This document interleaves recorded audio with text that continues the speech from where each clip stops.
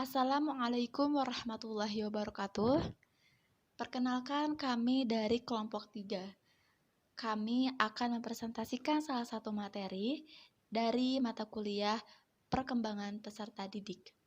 Sebelumnya, saya sebagai moderator akan memperkenalkan anggota-anggota dari kelompok 3. Pertama, saya sendiri sebagai moderator. Saya bernama Utari dengan NIM 12020404138. Kemudian ada rekan saya bernama Ruli Fadilah dengan NIM 12020404144. Kemudian terakhir ada Siti Rahmawati dengan NIM 12020404126. Selanjutnya, kami di sini akan mempresentasikan materi proses pertumbuhan dan perkembangan. Berikut uraiannya. Pertama, ciri-ciri pertumbuhan dan perkembangan. Kedua, tahap-tahap pertumbuhan dan perkembangan. Ketiga, pola-pola pertumbuhan dan perkembangan. Keempat, tugas-tugas perkembangan. Pertama, kita akan membahas mengenai ciri-ciri pertumbuhan dan perkembangan yang akan dijelaskan oleh saya sendiri. Ciri-ciri pertumbuhan dan perkembangan. Pertama, pertumbuhan dan perkembangan merupakan proses yang kontinu sejak dari pembuahan atau fertilisasi pada ampula tuba hingga manusia tersebut dewasa yang dipengaruhi oleh faktor bawaan dan lingkungan. Tumbuh dan berkembang ini merupakan cara manusia untuk mempertahankan kelangsungan hidupnya. Dan pertumbuhan dan perkembangan ini juga akan membawa manusia untuk mencapai tingkat kedewasaan. Kedua, setiap manusia tentunya memiliki pola perkembangan yang sama. Yang membedakan adalah kecepatannya. Hal ini tentunya akan menimbulkan perbandingan yang berbeda terhadap organ-organ tubuh individu tersebut dan fungsinya. Ketiga, dalam periode tertentu terdapat masa kecepatan atau masa perlambatan serta laju tumbuh kembang yang berlainan di antara organ-organ. Kita ambil contoh, misalkan pertumbuhan pada alat kelamin. Pertumbuhan pada alat kelamin itu akan mengalami pertumbuhan yang lambat pada masa kanak-kanak, tetapi akan mengalami pertumbuhan yang cepat pada masa pubertas. Namun sebaliknya, pertumbuhan susunan saraf pusat kita akan berlangsung pada akhir masa kanak-kanak dan akan berhenti pada masa pubertas. Nah, itu adalah salah satu contohnya. Keempat, pertumbuhan manusia bisa kita tandai dengan bertambahnya ukuran berat badan maupun tinggi badan. Sementara, perkembangan manusia itu sendiri bisa kita tandai dengan perubahan kecakapannya, kematangan fisiknya, emosinya, maupun pikirannya menuju kedewasaan. Nah, teman-teman, perkembangan ini erat hubungannya dengan maturasi sistem susunan saraf. Aktivitas seluruh tubuh diganti respons individu yang khas. Refleks primitif seperti refleks memegang dan berjalan akan menghilang sebelum gerakan volunteer tercapai. Kemudian selanjutnya ada tahap-tahap pertumbuhan dan perkembangan. Nah, teman-teman, menurut para ahli, pertumbuhan dan perkembangan manusia dimulai dari kandungan sampai masa tua. Terdapat sebuah siklus yang mendukung pendapat tersebut loh, yaitu siklus milestone, yaitu tahapan tumbuh kembang manusia yang sangat penting yang terjadi sekali seumur hidup secara berurutan. Siklus tersebut menjelaskan tahapan-tahapan terhadap tumbuh kembang manusia sebagai berikut. Pertama, tahapan pembentukan embrio sampai janin. Sel-sel baru dengan jumlah sekitar 100 sel akan membentuk bundelan yang disebut dengan blastokista. Blastokista ini kemudian akan berjalan menuju rahim, dapat memakan waktu sampai 3 hari atau lebih. Di rahim, kemudian blastokista akan menempel pada dinding rahim yang kemudian akan berkembang menjadi embrio dan plasenta. Selanjutnya akan mengalami gastrulasi, yaitu proses pembentukan 3 lapisan embrionik, yaitu endoderm, mesoderm, dan ektoderm. Pada tahap ini juga terbentuk lekuk-lekuk pada embrio. Selanjutnya masuk ke proses nerulasi, yaitu proses pembentukan bumbung neural. Neurulasi pada manusia terjadi dimulai dengan lempeng neural yang terbentuk dari hasil penebalan lapisan ektoderm. Selanjutnya yang terakhir itu organogenesis, yaitu proses pembentukan organ di dalam tubuh, yang kemudian akan menjadi janin yang nantinya dilahirkan. Kedua, tahapan menjadi bayi dan anak-anak. Bayi belum bisa melakukan gerakan fisik yang berarti, sehingga ia sepenuhnya bergantung pada ibu. Tangan dan kaki bayi baru lahir bergerak aktif secara seimbang, dengan posisi tangan yang selalu menggenggam erat. Sesekali, terutama jika lapar, ia bisa mengangkat tangan ke mulutnya dan mengisap genggaman tangannya. Sampai usia 3 atau 4 bulan, bayi tidak memiliki keterampilan untuk menenangkan dirinya sendiri. Menangis adalah cara nonverbal mereka untuk meminta bantuan. Pada saat mulai beranjak ke masa kanak-kanak, barulah mereka akan mulai memiliki kemampuan seperti berjongkok, duduk, memanjat furnitur naik turun, berjalan, berlari, bermain, membuat garis atau coretan-coretan, dan lain sebagainya. Ketiga, tahapan menjadi remaja sampai dewasa. Pada masa remaja sampai dewasa akan terjadi beberapa perubahan pada diri manusia, seperti berikut ini. Pertama, mereka akan merasakan cemas terhadap penampilan badan atau fisik. Kemudian kedua, akan mengalami perubahan hormonal. Ketiga, akan mulai menyatakan kebebasan dan merasa sebagai seorang individu, tidak hanya sebagai seorang anggota keluarga. Keempat, perilaku mereka mulai berani memberontak dan melawan. Kelima, kawan sudah menjadi lebih penting. Keenam, pada masa ini sudah mulai menyukai kegiatan-kegiatan sifatnya bereksperimen dan bereksplorasi. Ketujuh, mulai mempertanyakan keahlian diri pada saat dewasa. Kedelapan, mulai menata kehidupan untuk masa tua. 9, lebih serius dan fokus menjalankan kehidupan. Keempat, tahapan bagi yang sudah dewasa masa lanjut. Teman-teman, masa dewasa ini dibagi menjadi 3. Pertama, masa dewasa dini, dimulai pada usia 18 tahun sampai kira-kira usia 40 tahun. Saat perubahan-perubahan fisik dan psikologis yang menyertai berkurangnya kemampuan reproduktif. 2. Masa dewasa madya, dimulai pada usia 40 tahun sampai pada usia 60 tahun. Yakni saat baik menurunnya kemampuan fisik dan psikologis yang jelas nampak pada setiap orang. Ketiga, masa dewasa lanjut atau usia lanjut, dimulai pada usia 60 tahun sampai kematian. Pada waktu ini, baik kemampuan fisik maupun psikologis cepat menurun. Selanjutnya, ada pola-pola perkembangan yang akan disampaikan oleh saudari Siti Rahmawati. Kepadanya, saya persilahkan. Yang pertama, directional trends. Pertumbuhan dan perkembangan akan berjalan secara teratur sesuai dengan petunjuknya atau gradien atau refleks dari perkembangan fisik dan maturasi dari fungsi neuromuskular prinsip itu sendiri. Nah, apa saja prinsipnya?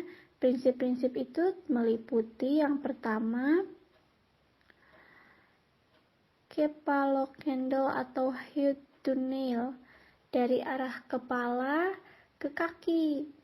Apa gerakan yang dari arah kepala ke kaki? Misalnya mengangkat kepala dulu, kemudian mengangkat dada dan menggerakkan ekstremitas bagian bawah. Selanjutnya, proximodistal atau near to part direction, menggerakkan anggota gerak yang paling dekat dengan pusat dan pada anggota gerak yang lebih jauh dari pusat. Misalnya bahu dulu, baru jari-jari. Selanjutnya,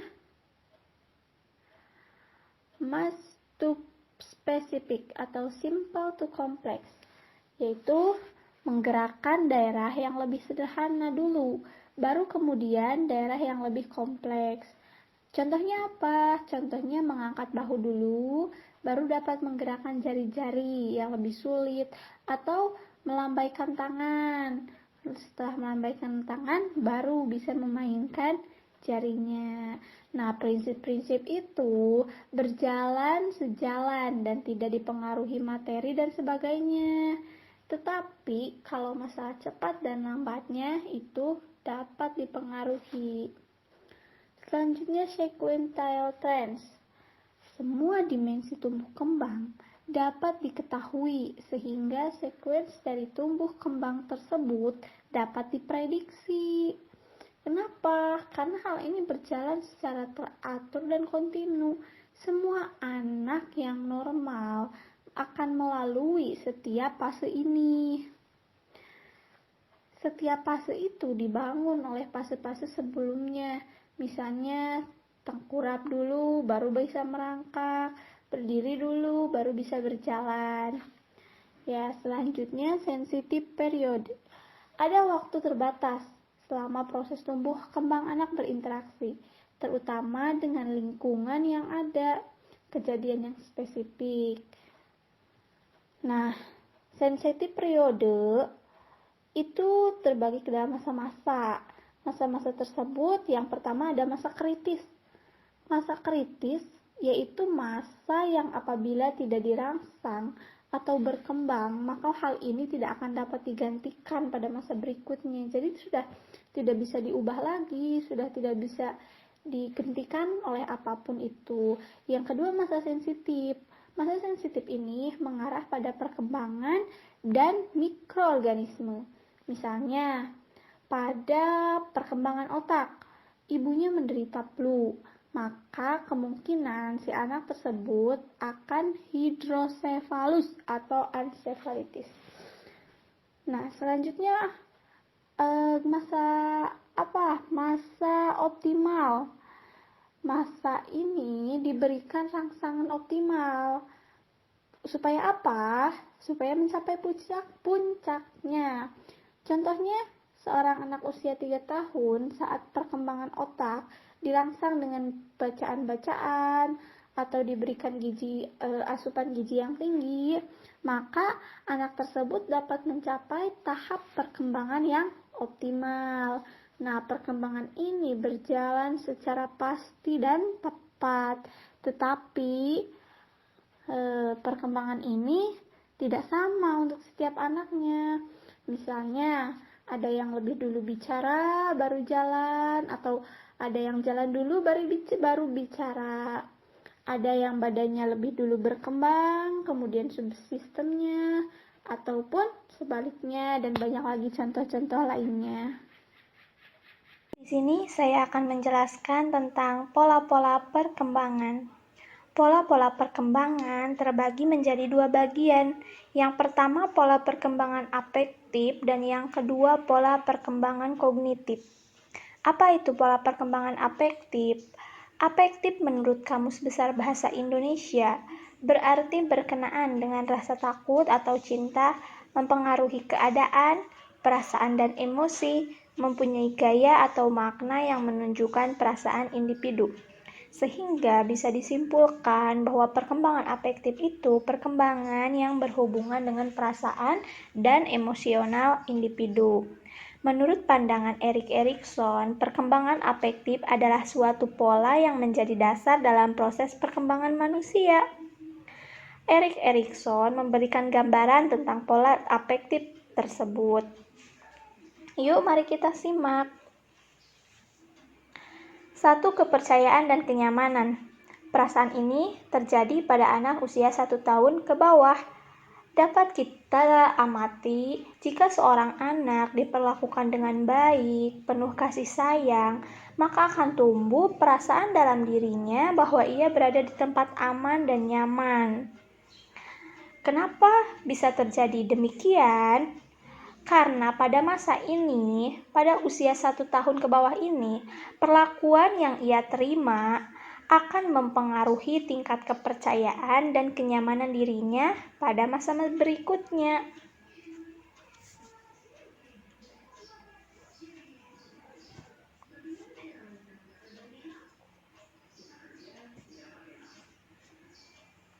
Yang kedua, perasaan bebas, malu, dan ragu.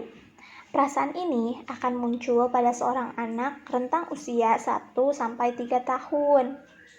Pada usia ini akan muncul perasaan bebas melakukan aktivitas tanpa ada rasa malu dan ragu. Aktivitas yang dimaksud, si anak akan melakukan gerakan-gerakan tubuh yang ia bisa semampu dia dan sesuai kapasitas dia, termasuk merespon kondisi di lingkungannya.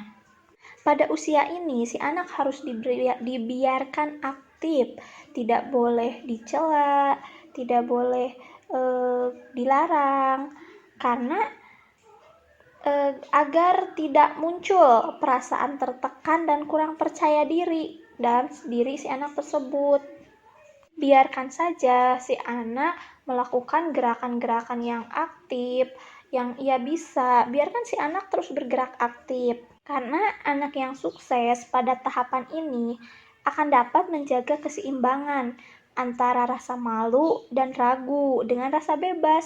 Nah, biasanya anak ini sudah siap menghadapi siklus-siklus kehidupan berikutnya.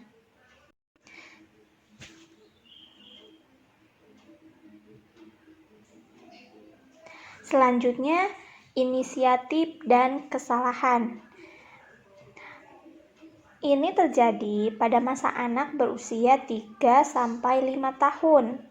Anak akan memiliki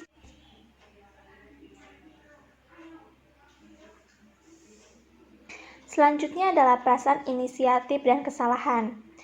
Ini terjadi pada anak berusia 3-5 tahun. Si anak sudah mulai memiliki keinginan sendiri yang tentu lebih luas dari masa-masa sebelumnya. Sudah menguasai badan dan geraknya menjadi gerakan yang lebih sedikit energi dan keseimbangan tubuh yang bersifat motoris. Nah, karena gerakan-gerakan si anak ini berhubungan dengan inisiatifnya, maka harus diberikan ruang. Karena jika tidak diberikan ruang ekspresi, dia akan mulai murung. Dan dalam mengeluarkan ekspresinya yang salah, si anak akan sedikit kecewa. Tapi apabila semua gerakannya sesuai dengan ekspektasinya, inisiatifnya akan berkembang dengan pesat.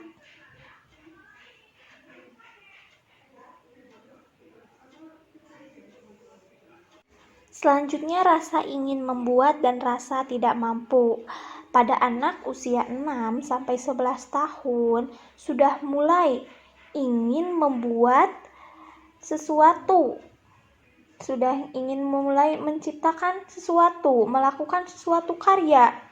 Sebaiknya dibiarkan ia bereksplorasi dengan benda-benda yang gampang dan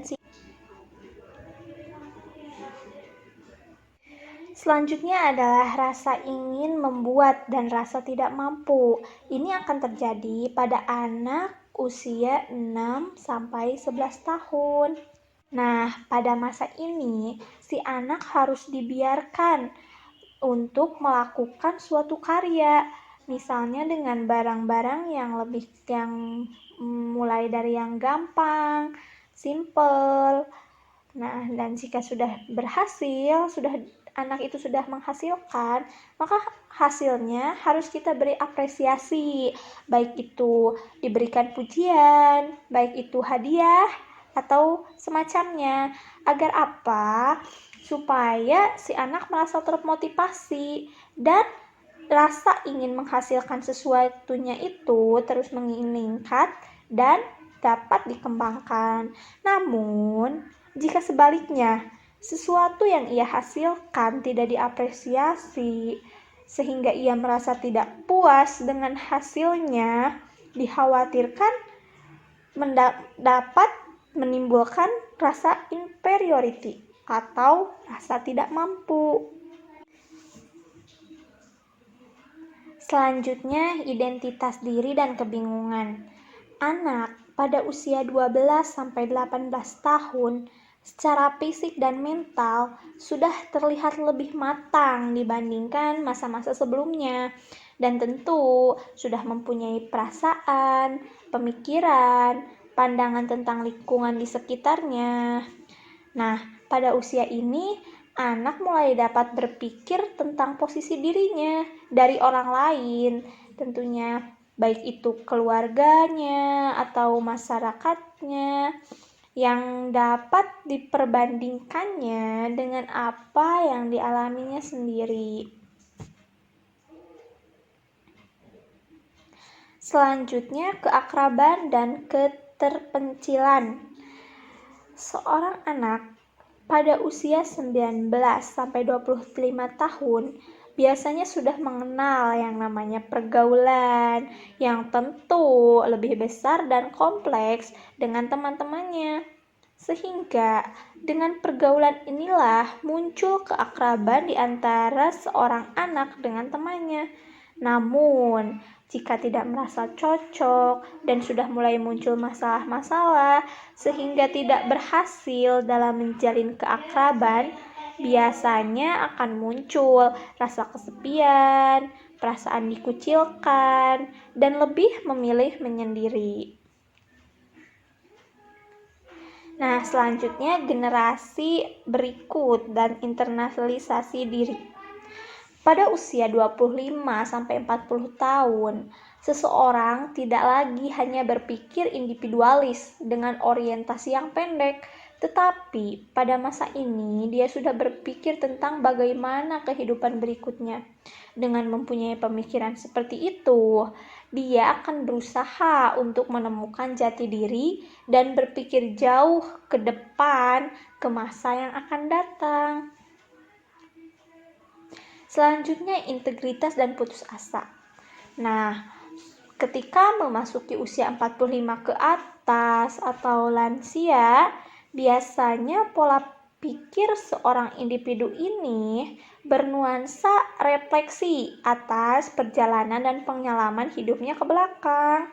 Kenapa? Karena jika dalam kehidupan yang lalu ia banyak menemukan prestasi dan penuh percaya diri, maka ia akan merasa puas. Namun sebaliknya, jika dalam kehidupan masa lalunya penuh dengan kegagalan, tidak bisa membantu, tentunya ia akan merasa putus asa.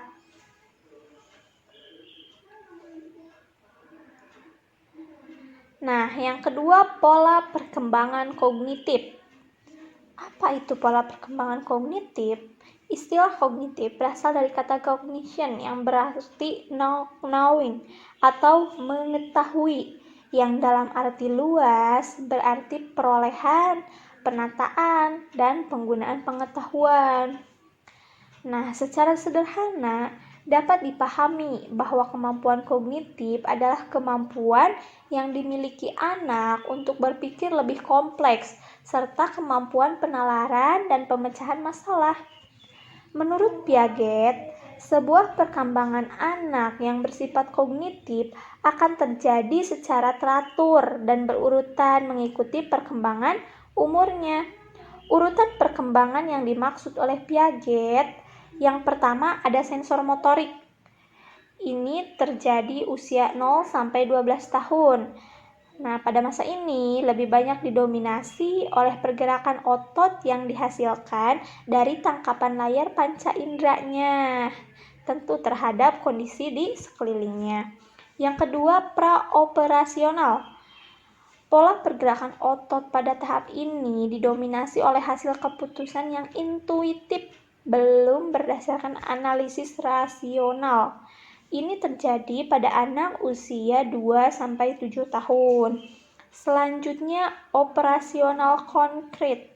Seorang anak pada usia 7-11 tahun, nah sudah mulai tuh dihadapkan pada permasalahan yang nyata. Mulai berpikir logis dan sistematis, sudah mulai terlihat untuk menangani masalah yang ia hadapi. Selanjutnya, operasional formal. Seorang anak yang sudah masuk 11-15 tahun sudah mulai terbentuk pola berpikir yang lebih luas, baik yang abstrak maupun yang konkret, berpikir tentang ide-ide, masa depan yang realistis, badai, dan harapan menjadi ciri utama pada tahap ini.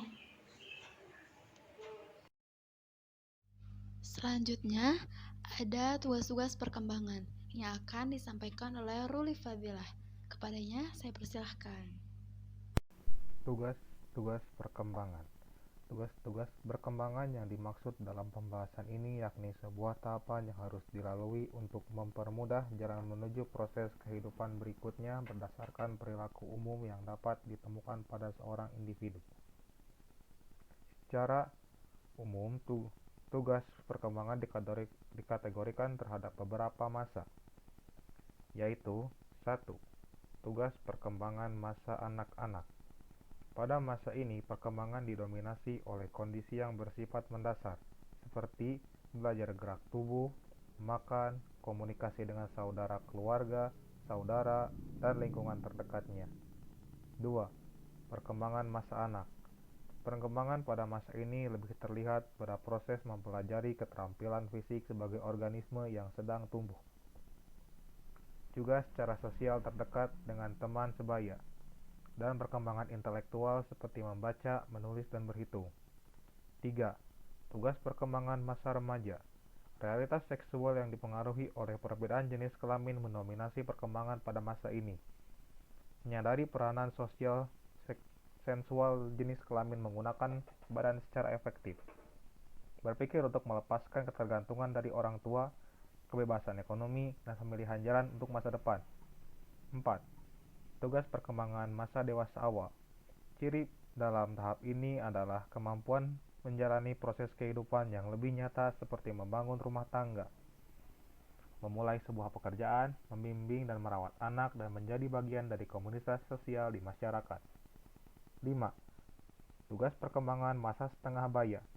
Tahap ini mematangkan posisi dari realitas sosial yang melekat dalam dirinya, seperti memperkuat tanggung jawab sosial, mempertahankan kehidupan ekonomi, menyesuaikan diri dengan perubahan-perubahan fisik. 6. Tugas perkembangan orang tua. Perubahan fisik dan psikososial yang terjadi pada masa ini menjadikan seorang individu harus cerdas dalam menyesuaikan diri dengan lingkungan serta kebutuhannya. Menurunnya kesehatan dan kekuatan fisik, pendapatan, penyesuaian terhadap meninggalnya suami atau istri, dan hubungan dengan sesama usia lanjut menjadi fokus dan ciri terhadap tahap ini. Nah, seperti itu teman-teman. Sekarang kita sudah dapat menarik kesimpulan bahwa dengan demikian kita dapat mengetahui bahwa pertumbuhan dan perkembangan merupakan proses berkelanjutan yang akan terus berjalan sejak manusia dalam kandungan hingga manusia tersebut dewasa. Pernyataan tersebut berdasarkan pendapat banyak ahli yang didukung oleh sebuah siklus yaitu milestone. Setiap individu memiliki pola pertumbuhan dan perkembangan yang sama, yang membedakan adalah kecepatannya. Hal tersebut dapat dipengaruhi oleh berbagai faktor, mulai dari faktor asupan makanan, lingkungan, ataupun gen. Menurut Erik H. Erikson, perkembangan afektif merupakan pola dasar dalam proses perkembangan manusia, dan ia juga memberikan gambaran mengenai hal tersebut dalam bukunya yang berjudul Childhood and Society. Di sini juga kita dapat mengetahui bahwa pada setiap individu dapat ditemukan tugas-tugas dalam perkembangan untuk mempermudah jalan menuju kehidupan berikutnya. Sekarang, masuk ke saran. Di sini saya akan membacakan saran dari yang berhubungan dengan materi yang telah dijelaskan. Terkait dengan pertumbuhan, kami menyarankan agar teman-teman semua dapat memberikan asupan makanan yang bergizi, minuman yang tinggi zat besi untuk diri kalian, dan juga rajin berolahraga. Karena menurut kami, olahraga merupakan salah satu investasi untuk masa tua, agar kita tetap bisa memiliki tubuh yang sehat dan kuat di masa tersebut. Selain itu, kami menyarankan agar teman-teman juga dapat menjaga pola makan, karena pola makan yang tidak teratur bisa mengakibatkan badan gemuk dan obesitas yang tentunya dapat menghambat pertumbuhan pada tinggi badan kita. Terkait dengan perkembangan, kita dapat meningkatkan kesadaran diri, meningkatkan pengetahuan diri, meningkatkan keterampilan atau mempelajari keterampilan baru, membangun identitas diri, mengembangkan kekuatan atau bakat, mengidentifikasi atau meningkatkan potensi, meningkatkan aspirasi, dan lain-lain yang dapat mendukung perkembangan kita. Sekian presentasi yang dapat kami sampaikan.